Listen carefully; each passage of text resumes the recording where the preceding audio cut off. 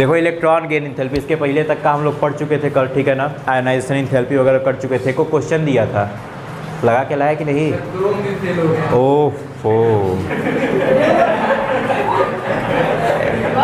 ठीक। तो देखो आज हम लोग को इलेक्ट्रॉन गेन एंथैल्पी पढ़ना है। इलेक्ट्रॉन गेन एंथैल्पी क्या होती है, बड़े ध्यान से हम लोग इसको समझेंगे। आयोनाइजेशन एंथैल्पी में हम लोग क्या करते थे? आयोनाइजेशन एंथैल्पी में हम लोग करते थे कि एक इलेक्ट्रॉन को निकालते थे, ठीक है, एक इलेक्ट्रॉन को निकालते थे। यहाँ पे क्या होगा इलेक्ट्रॉन गेन एंथैल्पी में, यानी किसी भी एटम में, लिख लो इसकी डिफिनीशन पहले फटाफट लिखो, हेडिंग डाल लो इलेक्ट्रॉन गेन एंथैल्पी, लिखो the total energy release, the total energy released during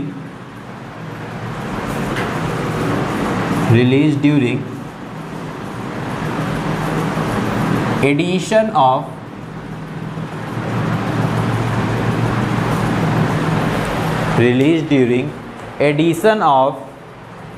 an extra electron, released during addition of an extra electron in an isolated gaseous atom,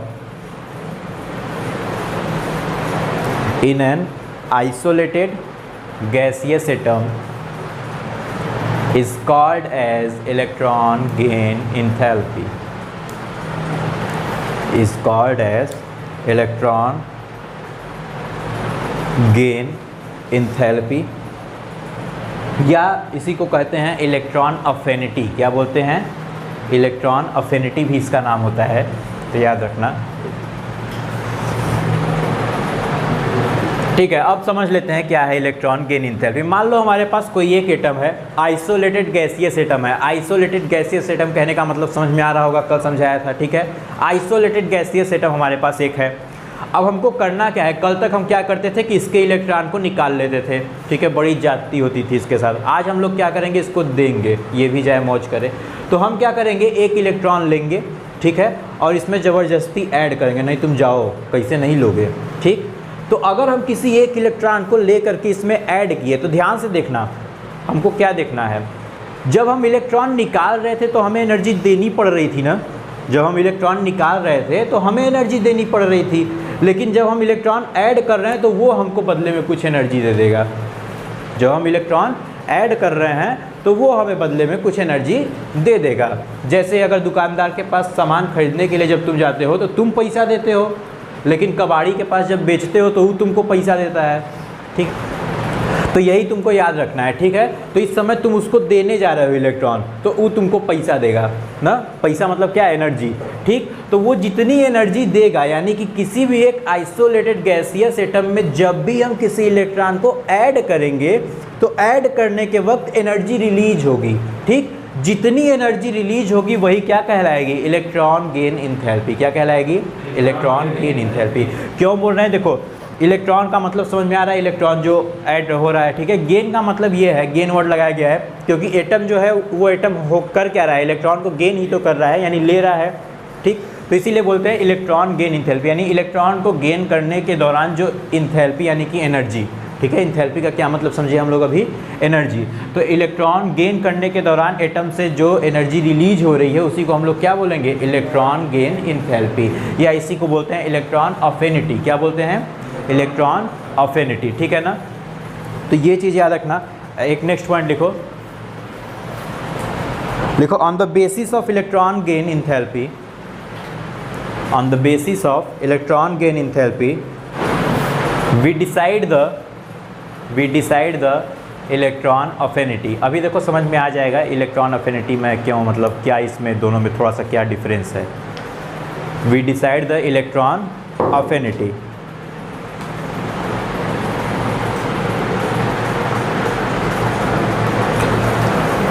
नीचे लिखो electron gain enthalpy is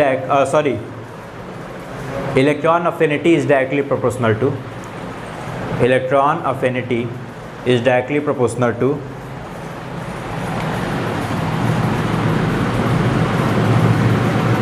electron affinity is directly proportional to negative value of electron gain enthalpy ऐसे ही लिखना है जैसे मैंने लिखा है। वहाँ डेल्टा एच ई जी जो लिखा हुआ है इसका मतलब है इलेक्ट्रॉन गेन इंथैल्पी। क्या मतलब है? Electron gain enthalpy. इसको डिनोट करने का ये तरीका होता है, यहीं पर ऐसे लिखना चाहो तो लिख लो, ठीक है। इसका कहने का क्या मतलब है, देखो इलेक्ट्रॉन अफिनिटी वर्ड जो है ना, अफिनिटी वर्ड होता है लव के लिए। किसके लिए? लव के लिए। लव का मतलब क्या होता है कि तुम्हारा किसी के साथ कितना ज़्यादा जुड़ाव है, ठीक है, कितना ज़्यादा जुड़ाव है। तो उसके लिए यहाँ पे इलेक्ट्रॉन तो अफिनिटी यहाँ पे किसके साथ जुड़ा है? इलेक्ट्रॉन के साथ ना। इलेक्ट्रॉन अफिनिटी यानी किसी भी एटम का अपने इलेक्ट्रॉन के साथ कितना जुड़ाव है। तो वो कैसे पता चलेगा? तो वो हमें एनर्जी से पता चलेगा। जो एनर्जी जितना रिलीज हो रही है उसी से हमको पता चल जाएगा कि इसका जुड़ाव ज़्यादा है कि कम है, ठीक है। एनर्जी ज़्यादा रिलीज हो रही है या कम रिलीज हो रही है उसी आधार पे, ठीक। तो यही चीज़ हमको याद रखना है, ठीक ना। तो यही हमको इसको ब्रैकेट में लिखना याद रखना, क्योंकि यहाँ से कंपटीशन के क्वेश्चन अच्छे अच्छे बनते हैं, वो मैं सॉल्व करा दूंगा अभी, ठीक है। घबराना मत। नेक्स्ट पॉइंट लिखो कि generally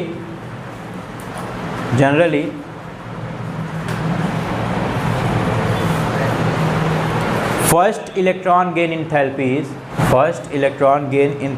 is exothermic process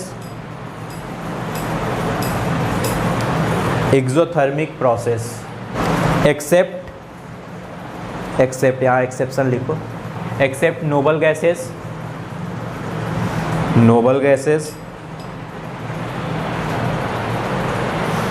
alkaline earth metal, comma देके लिखना एल्कलाइन अर्थ मेटल। वीडियो चल रहा है ना, इस नहीं बंद हो गया? अच्छा चल रहा है, ठीक। एल्कलाइन अर्थ मेटल के बाद कॉमा दे करके लिखो नाइट्रोजन।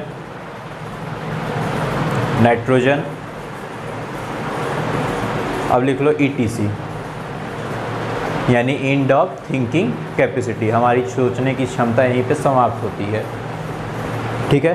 तो अब याद रखना कि जितना लिखे हो ना उतने से ही तुम्हारा काम बन जाएगा, ठीक है। इसलिए सिर्फ उतना ही लिखवाया है। तो देखो हमने क्या लिखा है, जरा एक बार लास्ट पॉइंट पे गौर करना, ठीक है। क्या लिखा है जरा पढ़ो।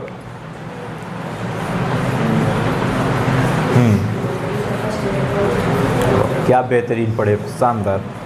देखो तुमने ये लिखा है कि जो फर्स्ट इलेक्ट्रॉन गेन इंथैल्पी है वो जनरली कैसी, वो जो प्रोसेस होता है वो कैसा होता है? एक्सोथर्मिक प्रोसेस होता है। कैसा होता है? एक्सोथर्मिक का मतलब जानते होगे। देखो दो प्रोसेस होते हैं, एक होता है एक्सोथर्मिक। क्या होता है? एक्सोथर्मिक। ये 10th क्लास में पढ़ाया जाता है ना, पहले वाले चैप्टर में ही। एक होता है एंडोथर्मिक। दोनों का मतलब देखो क्या है। एक्सोथर्मिक का मतलब होता है कि जहाँ एनर्जी रिलीज हो, ठीक है। और इंडोथर्मिक का मतलब होता है जहाँ एनर्जी रिलीज है, एब्जॉर्ब हो, ठीक है। इसके वर्ड को अगर देखोगे तो बड़ा आसान हो जाएगा इसको। देखो यहाँ क्या है? एक्सो वर्ड आया है एग्जिट से। किससे? एग्जिट से। अगर कभी मॉल वॉल में जाओगे तो देखोगे वहाँ पर एक डोर रहता है, एक दरवाज़ा रहता है, इसमें एग्जिट लिखा रहता है, एक दरवाजा रहता है इंटर लिखा रहता है। इंटर वाले से तुमको घुसना है, एग्जिट वाले से निकलना है। लेकिन अगर तुम बाइक अदा कभी एग्जिट वाले से घुसने लगे तो गार्ड को समझ में आ जाएगा कि तुम निहायती गंवार हो, भगाएगा। फिर इधर कहाँ से? हटिए आप, यहाँ से आने लग जाएगा। एक तो कोरोना चल रहा है, इस टाइम अगर पहुँच गए तो और खुन्नस निकालते हैं सब, जबरी तुमको घुसना ही मना कर देंगे बल्कि, ठीक। तो एग्जिट का मतलब क्या है?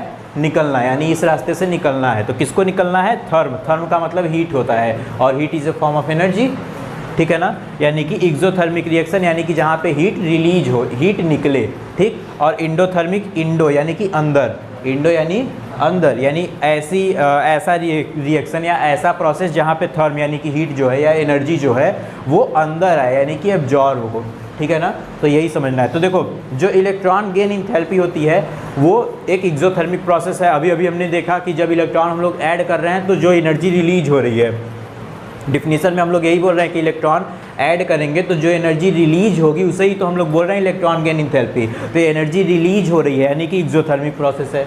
कोई दिक्कत? ठीक है, बस यही तुमने लिखा है और इसके एक्सेप्शन कुछ लिख लिए हैं, ठीक है। इसके जो एक्सेप्शन है वहाँ पे ये चीज़ फॉलो नहीं होगी, ठीक। नेक्स्ट लिखो factor affecting electron affinity. Factors affecting electron affinity. तो लिख लो electron affinity is directly proportional two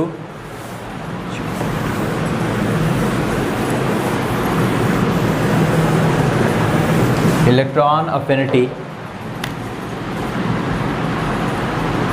is directly proportional to Z effective, ऐसे लिखना, ठीक है। इसका मतलब होता है इफेक्टिव न्यूक्लियर चार्ज। क्या मतलब होता है इसका? Effective nuclear charge. Effective nuclear charge का मतलब ये है कि न्यूक्लियस अपने इलेक्ट्रॉन्स को कितना तेज़ी से बाइंड किए हुए है, ठीक है। उस दिन जब हम सीडिंग इफेक्ट बता रहे थे तो इसका जिक्र किए थे, तो इसको लिख लो।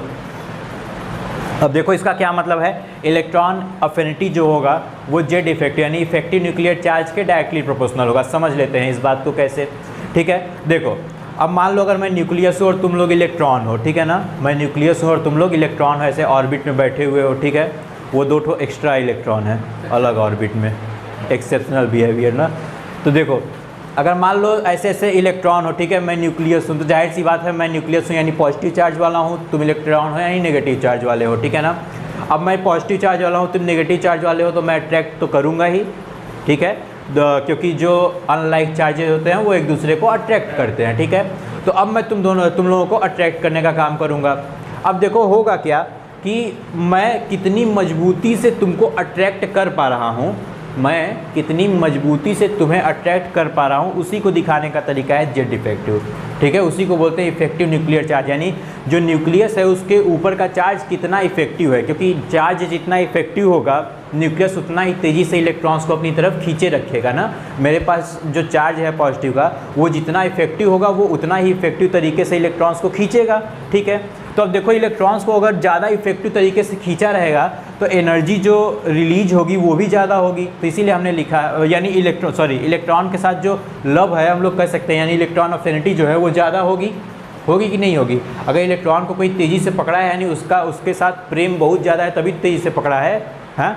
तो इसीलिए हम लोग क्या बोलेंगे, Z effective is directly proportional to electron affinity, ठीक है। कोई दिक्कत इतना समझने में नहीं है ना, एकदम सिंपल लैंग्वेज में समझा रहा हूँ, ठीक है। तो अब नेक्स्ट लिख लो इसी बात पे,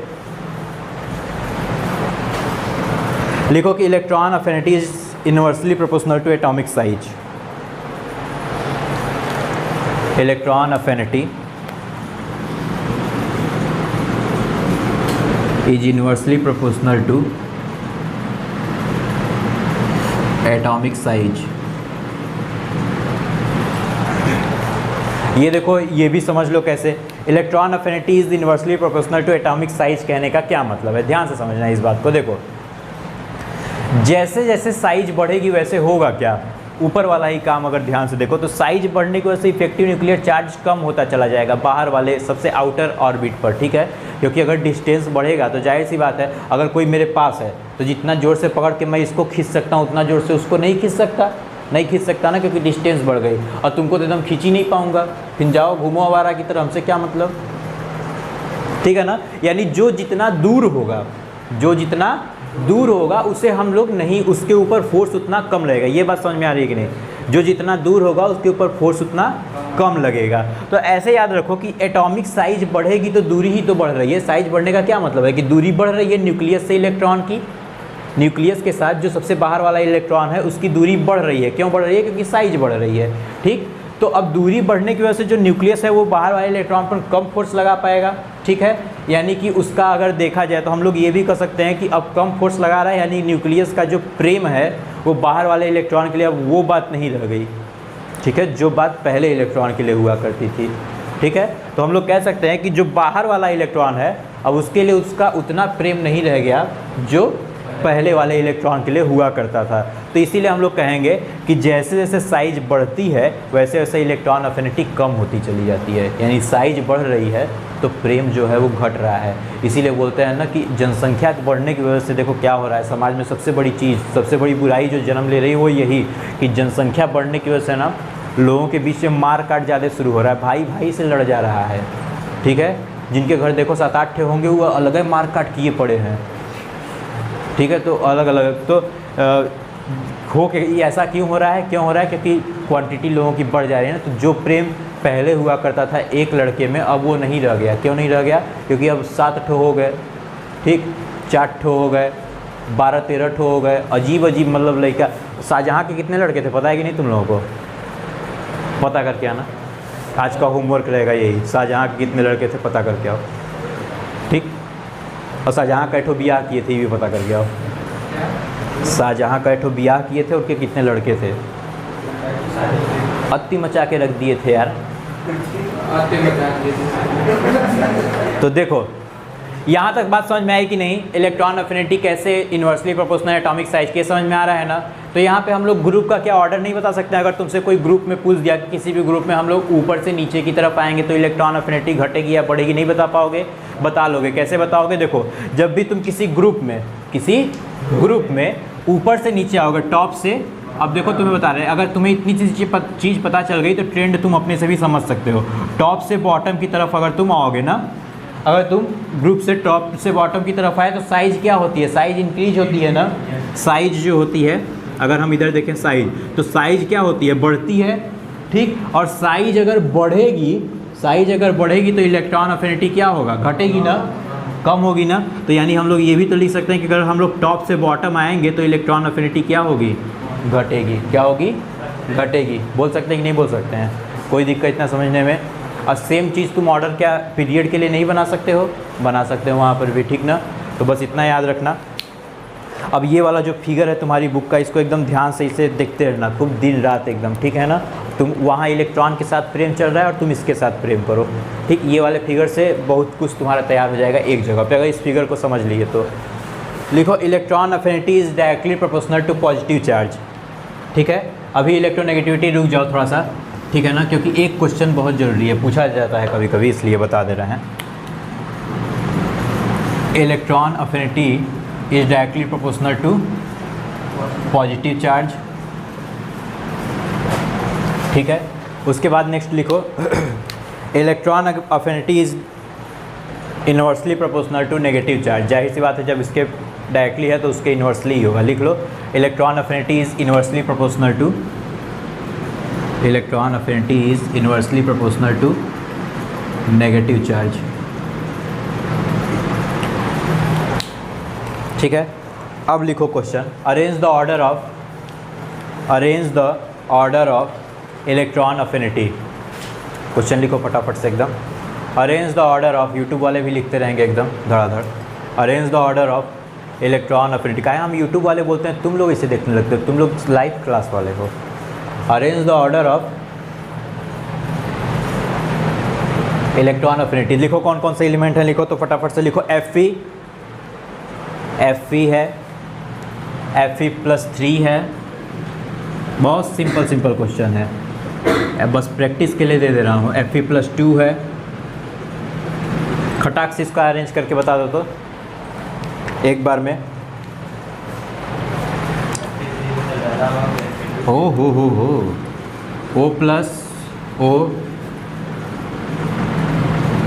O पे 2-, इसका भी अरेंज कर दो। O+ फिर O, फिर O पे -2। अच्छा,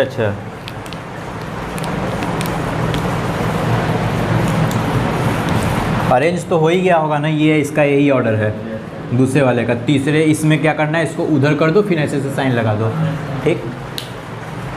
तो ये ऑर्डर है तुम्हारा। एक क्वेश्चन और लिखो arrange the order of electron affinity. फिर से सेम क्वेश्चन, यहाँ पे थोड़ा सा एक और चीज़ तुमको सीखने को मिलेगा। Arrange the order of electron affinity. लिखो एलिमेंट कौन कौन से हैं। लिखो ऑक्सीजन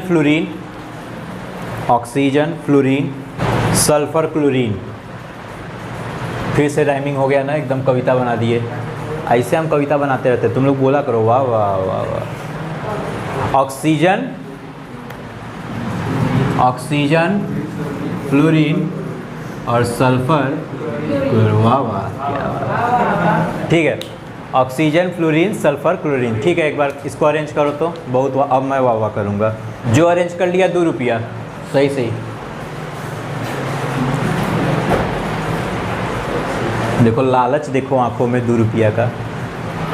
तो देखो ऑक्सीजन और सल्फर ये दोनों सेम ग्रुप के थे, ठीक है। ये दोनों सेम ग्रुप के।